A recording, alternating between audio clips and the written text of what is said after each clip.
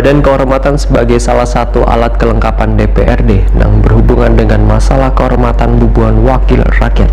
Di tahun 2021 ini diharapkan wakil rakyat di DPRD Banjarmasin bisa menjalankan fungsi dan tugasnya lebih baik lagi, terutama wayah rapat paripurna yang sebagian masih molor atau kada sesuai dengan waktu yang dijadwalkan.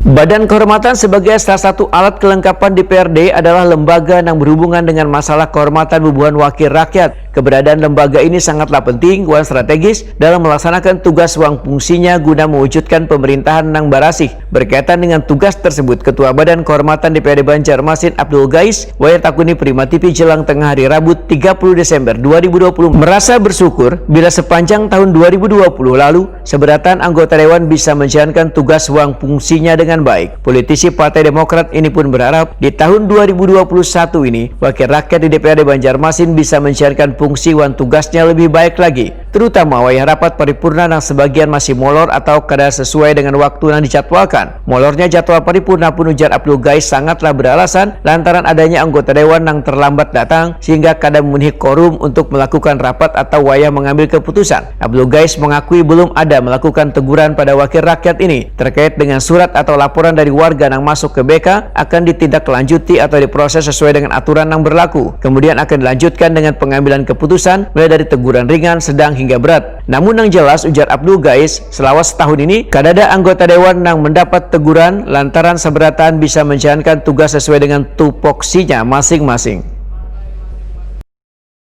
Ini belum ada lagi teguran, belum ada untuk tahun ini. Surat Pak, surat kepada aja Pak.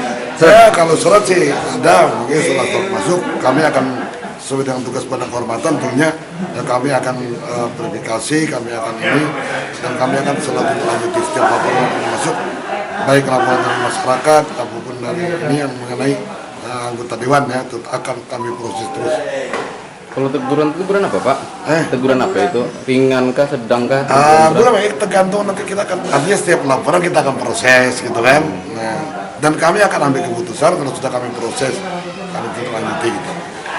Cuma untuk tahun ini belum ada keputusan yang keluar dari BK